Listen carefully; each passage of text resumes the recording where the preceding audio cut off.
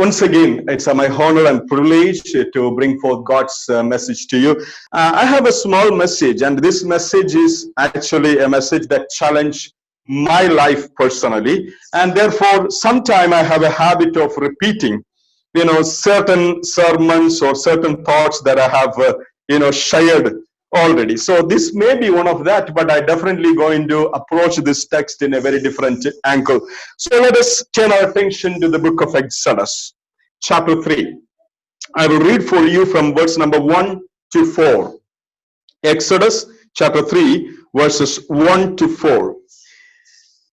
Now Moses was tending the flock of Jethro, his father-in-law, the priest of Midian. And he laid the flock to a far side of the desert, and he came to Horeb, the mountain of God. There an angel of the Lord appeared to him in flame of fire from within a bush.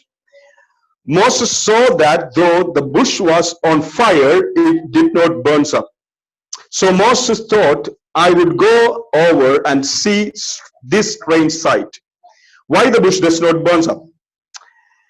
When the Lord saw that he had gone over to look, God called to him from within the bush, Moses, Moses. And the Moses said, Here I am.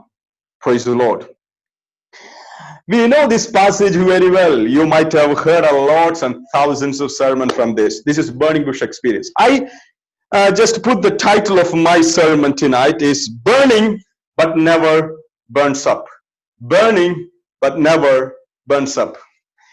That title has a lot to do with our own lives. We have many a times gone through severe situations in life. We think that our life is going to burn and it's going to burn up.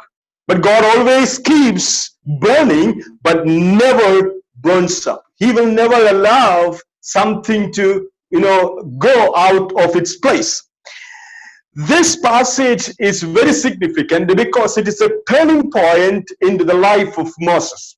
We know 40 years in the beautiful comfort zone where Moses was enjoying his life in Egypt, 40 years equal in the wilderness. A man who have earned all kinds of educations and all those kinds of skills, rather than education, it's the skills of Egypt, from Egypt and pharaohs and so on, lived in that kind of setup for a long time. All of a sudden, coming from there to the wilderness, 40 years, tending the flock. In that time, in biblical land, tending the sheep is considered to be comparatively a lower grade of job. We know that tending the sheep is always a difficult one. Because if you have 100 sheep, 100 of them will go into 100 directions. So keeping all of them together, leading them together, it's a very difficult task. I'm not going to explain about those practical aspect.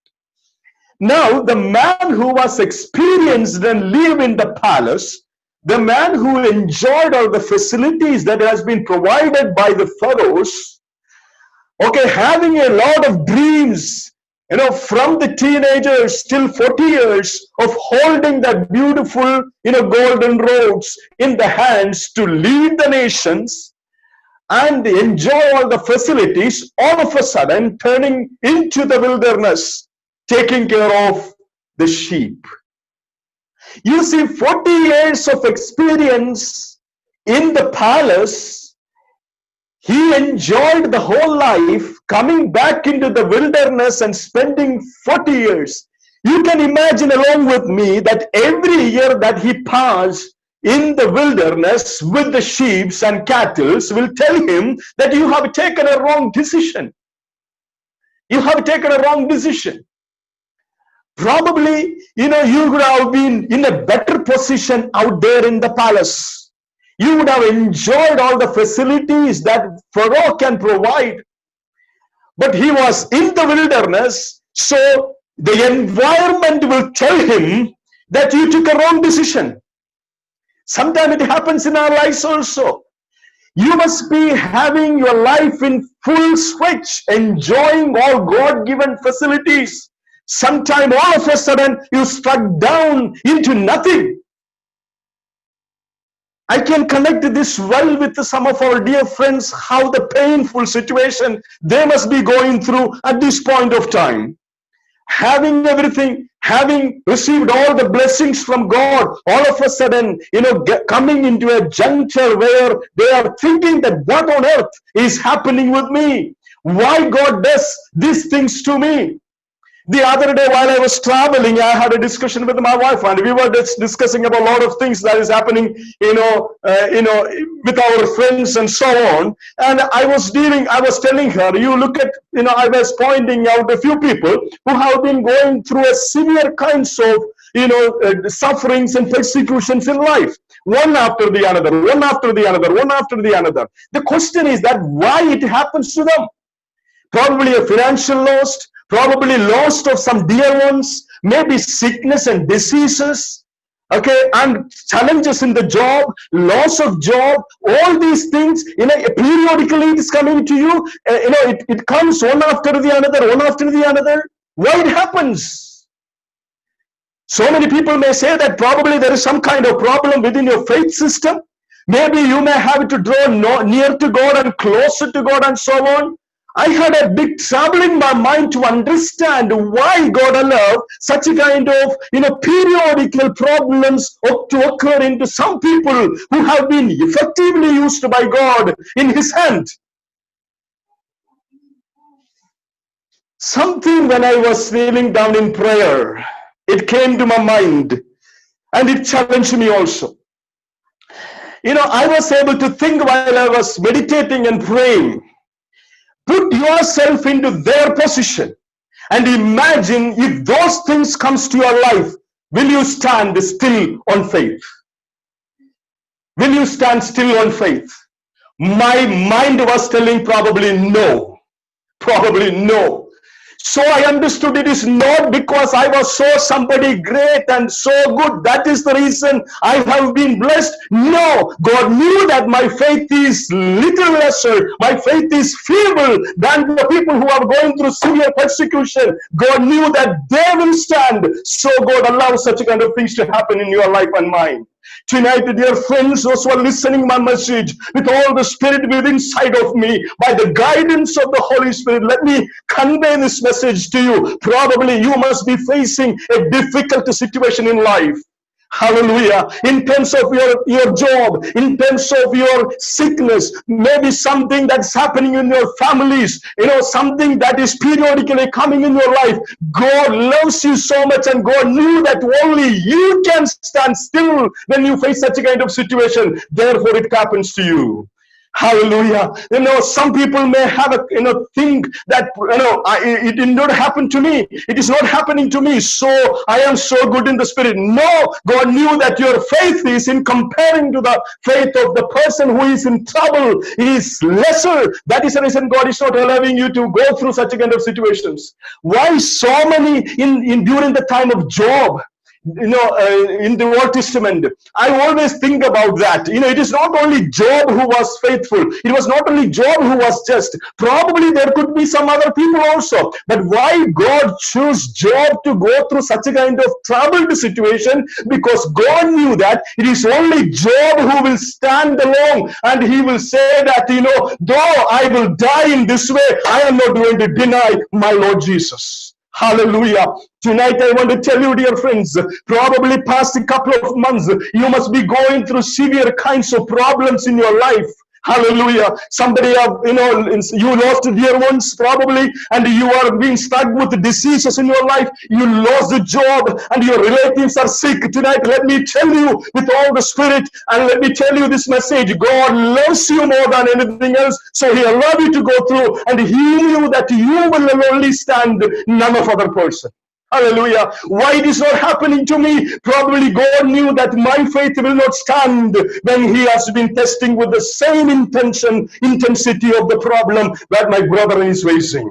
Hallelujah. So everyone go through such a kind of situation. Look at the passage what we read here. 80-year-old man, 80-year-old man, 40 years in a beautiful life. All of a sudden shifting back into expecting that one day or the other day he's going to be a rich man. Definitely the intention of Moses when he was trying to tend the sheep of his father-in-law was this, that one day he is going to be a rich man. Probably he is going to be a blessed man, but nothing happened.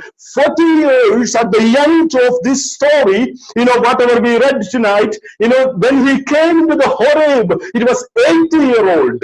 80-year-old. Every time when he start his journey from his father-in-law's house, tending the sheep, it will tell him that you have taken a wrong decision. You could have been there in the palace. You have taken a wrong decision. You are wait 1 year, 2 year, 3 year. What happens to you? His mind will tell him a lot of stories. Whenever he take the shepherd stuff to tend the sheep, and those stuff will tell him that in this hand you should have holded the golden stuff of a king. Every time he will use that dirty dress to tend the sheep, and that dress and the smell of all the cattle and animals will tell him you are not supposed to be in this place. But let me tell you, in order to take him to the Mount Horeb, in order to reach him into the Mount Horeb, it took 40 years in the wilderness where God destined a particular place for Moses where he will never turn back in his life. Hallelujah. Today, let me tell you, when he came into that particular place, Horeb, Bible says, what the passage what we read says that he kept all the sheep to lay in one place, and he went up to the mountain of God. Hallelujah. He lay aside all the things that is bothering him. He lay aside all the sheep that he was tending. He lay aside all the problems that he was holding. He left alone, and he was going into the mount of God, where God had a personal encounter with him. Hallelujah.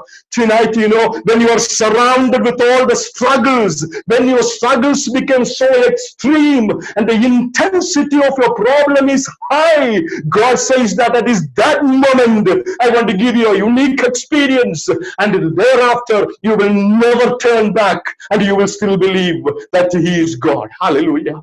Tonight, I want to challenge you, dear friends. You and I must be going through a difficult situation, but in that difficult situation, God has a plan to communicate. You see, in this, what happens? He was seeing, this is a man, 40 years. He must be seeing every year when the heat season comes, the wildfire occurs, a lot of bushes being, burned out. And finally, what he will say after 3 or 4 or 5 minutes, he will all say is a bunch of ashes. This is the regular practices and regular scene that he was seeing every time. So burning bush is not an extraordinary thing for him. But what was extraordinary is this, that when he was looking at this bush, the bush was burning, but it was not burned up. The bush was burning, but it was not burned up. That caught his attention. That caught his attention. God sometimes uses a very unique and unusual way to get your attention so that He can speak to your life. Hallelujah. So that He can speak to your life. You look into this, you will understand God was not initially speaking. God was not initially speaking. Rather, God prepared Moses to come all the way from his father-in-law's house to reach into the desert where there is no one to help him. He left everything aside, made a unique encounter into his life where he was looking at the bush. And the first time when he was looking at it, was not new to him, because he have seen so many bush have been burned in his experience of 40 years. But now what he sees is something unique. It is not only bush, burning, but it is not burned up. It is not burning up. So he want to see what is that. He want to see what is that. Praise the Lord. Sometimes God brings a unique situation in your life and my life.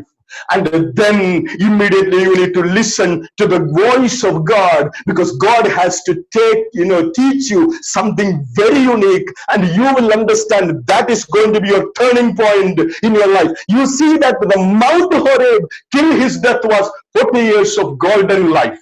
golden life. A man with a stiff tongue, a man who cannot speak properly, a man who is afraid of many things, a man who did murder, a man who thought that he took a wrong decision, a man who had experience only with the sheep, tending the sheep in the forest, in the wilderness. It was that man disqualified in all the ways according to human mind, but God wanted to turn his life into something great. So he brought him into the place where he can give him a unique experience.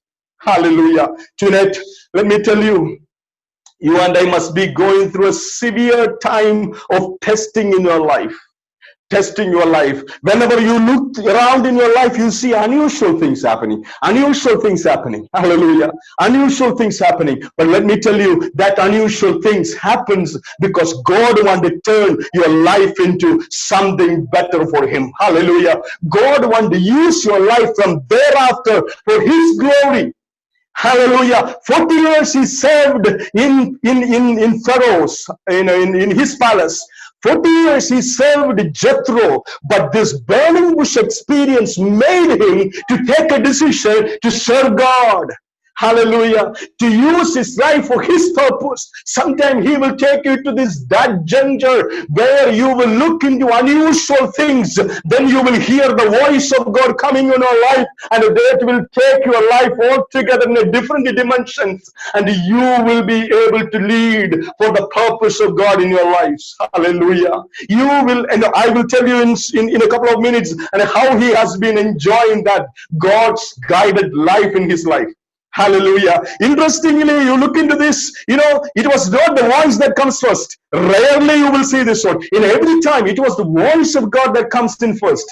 You see in the Garden of Eden, it was the voice of God that coming. You see in the life of Abraham, it was the voice of God that coming. But in the life of Moses, after 40 years of his, wilderness experience, after 40 years of his fed-up experience with these little flocks, finally, God gave him a unique experience, an extraordinary experience, an extraordinary visual where he was looking at that in a bush, and then he wanted to know what is that. He wanted to know what is that.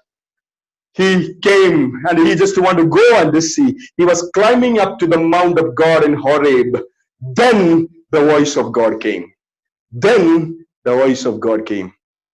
Sometime I realize the most difficult situation that you and I go through, the most extraordinary kind of problem that you and I face, in the midst of that, you will hear the voice of God that you were never able to hear otherwise.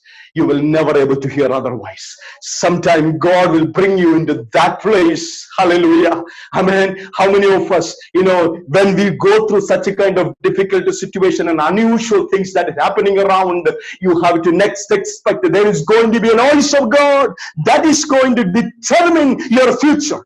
That voice of God is going to determine your future. Hallelujah. I want to challenge you. Those who are in a troubled situation right now, those who are watching me, let me tell you this message, because this message was so strongly coming into my mind from yesterday onwards. Let me once again make this one very clarified. Whenever you go through an extraordinary struggle in your life, then God will give his voice to your life, and that voice will be a turning point, and you will thereafter work for God, and your life is going to be glorified by God. Hallelujah. God is going to receive his glory through your lives. Hallelujah. Praise God. You see that, throughout this passage, whenever he just gone there and found, and God said that, he just replied to God, and God said, Moses, I am that I am. I am that I am. From there onwards, though he gave a lot of excuses, the first excuse, what he said is, Lord, this tongue I only used to deal with my cattle and my profession. God said, I will use your mouth. I will give you Aaron some mouthpiece, but I will use your mouth to glorify God.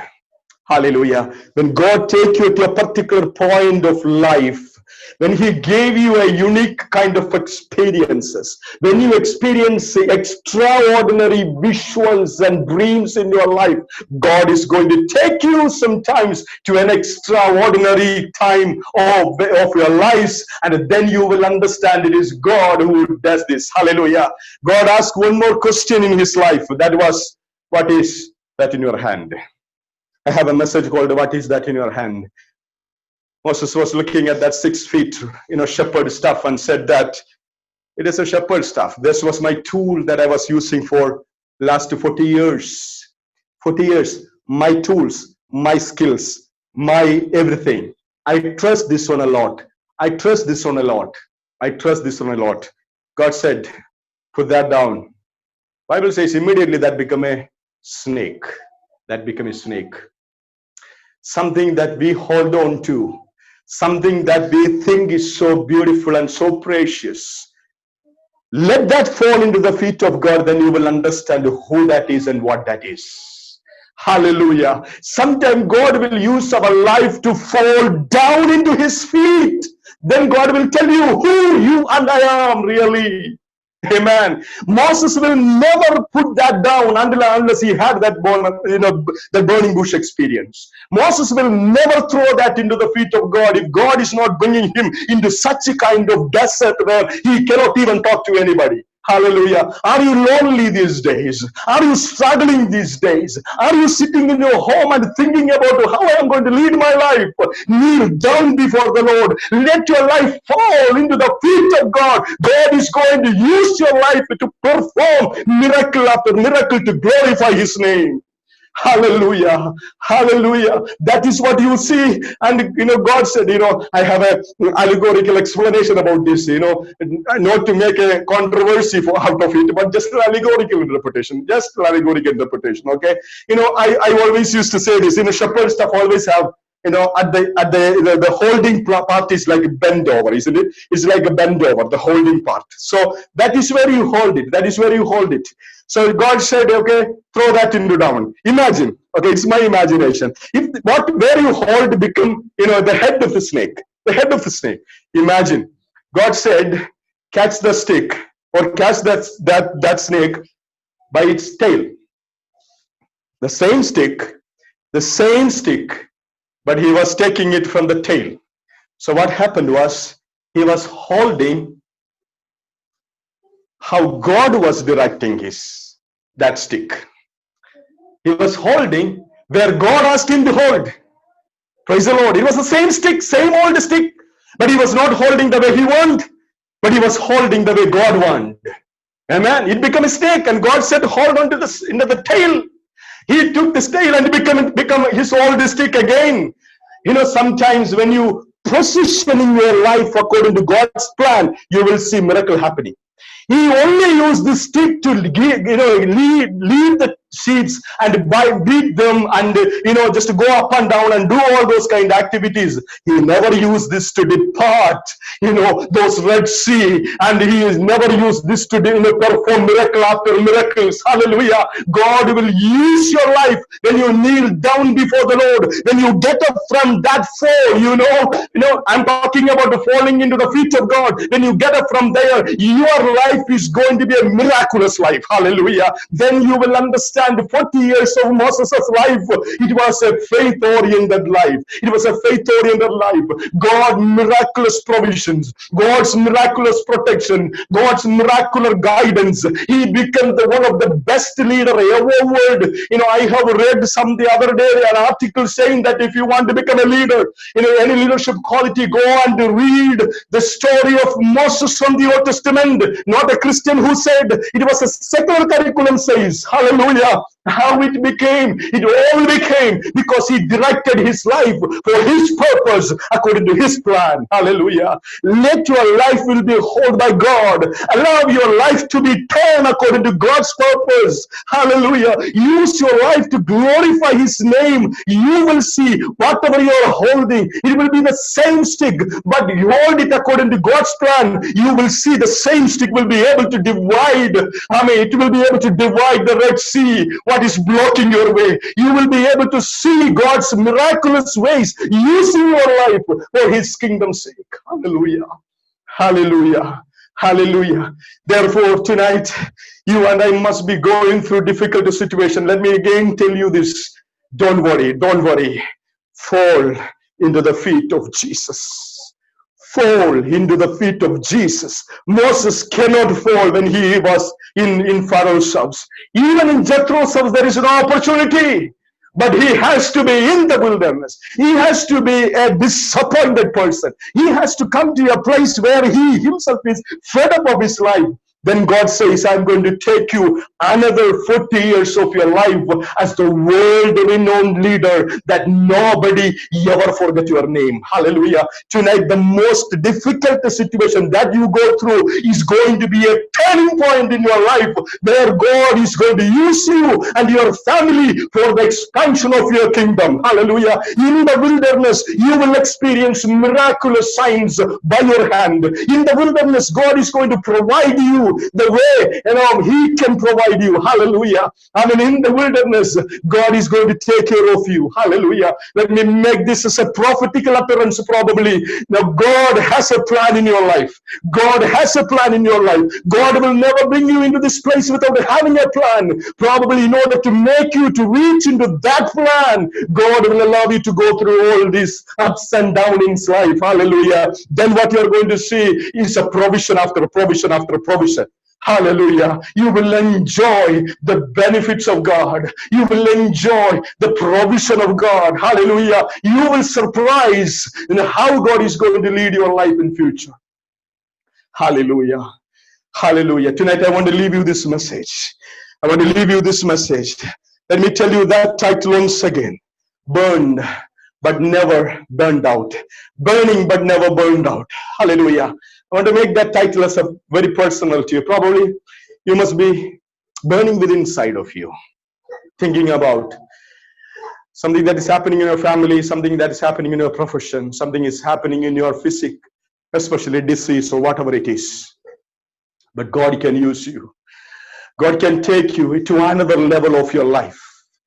Why that hardest struggle? Because you came into the end of struggling period, and where God want to give you a special encounter.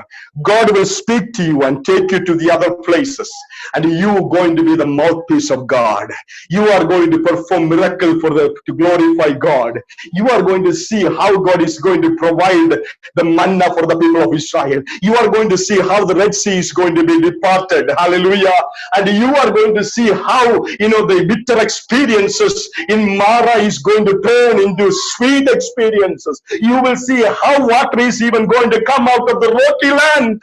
Hallelujah. God can use your life for that purpose. Shall we all close our eyes tonight? Hallelujah. Every eyes are closed. Hallelujah. Just to think about your life. I can well relate to this with our dear friends. I can well relate to this with our friends. Tonight, let me tell you, never lose heart. Never lose heart. God has a plan for your life. Hallelujah. Hallelujah. Let us all close our eyes, friends. And in 2 more minutes, I will be through. Moses reached into that wilderness where he must be thinking that I have taken a wrong decision to take care of the sheep of my father-in-law. But God says, no, that is the play. That is why you are here in this Horeb. That is why you are into my mountain. Otherwise, you will never.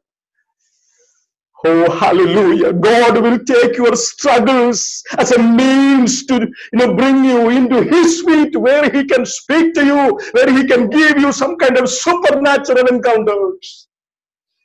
Hallelujah, hallelujah, hallelujah. Are you not, is it not the same thing happening in your life these days? Yes, yes, hallelujah. The more struggle you go through, the tears from your eyes will be more than the normal. The more pain you go through, you will kneel down before the Lord. The more struggle you go through, you will fast more. God said, lay before me. I will change your position. I will change your direction. You are not going to be the same Moses that you can find in palace. You are not going to be that shepherd Moses. You are going to be the leader. You are going to be the miracle worker. You are going to be the performer for God. Hallelujah.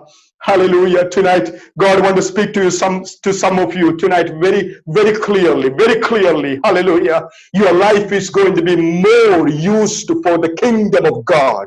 Hallelujah. I mean, once you go through this period of struggle, God will use your life. God will use your life. God will use your family as a testimony to bring glory to His name. Hallelujah. Thank you, Holy Spirit. Thank you, Holy Spirit. Shall we pray? Dear Lord, Heavenly Father, we want to thank you. Thank you for the experiences. Thank you for the struggles. Thank you for the pain sometimes that you give into our lives. Otherwise, Lord, we will never be found in your presence. Lord, especially I'm praying for our dear friends. Past months, many of our friends have gone through a period of struggles, one after the another. Disease. Somebody lost their dear ones. Some of their relatives are sick and falling into sick bed. Some of them were affected with deadly diseases. Some of our friends lost their jobs. But Lord, we know that you love them. You value their faith. And you know that, Lord, only they can stand even after all these struggles. Stand along with them, Lord. Take them through, Lord. Give them an unusual experiences in their lives. Speak to them through the burning bush just like you did to the Moses. So the next phase of their life is going to be a shining light for you. They are going to experience miraculous provision from you. They are going to experience the roadmap of you. They are going to travel through the way that you are prepared for you. Thank you, Lord, for speaking to us. And thank you for speaking to me and all the dear ones who are listening to this message. Lord, you watch over us and give us strength to stand along with the faith in this period of struggles. And praying for all our dear brothers and sisters who are participating in this worship service. Bless all of them, Lord. They give all the glory and honor for your name. In Jesus' name we do humbly pray. Shall we receive the benediction now? May the love of God the Father and the grace of His Son Jesus Christ and the fellowship of the Holy Spirit abide with us now and forevermore. And all God's people say, Amen, Amen, Amen.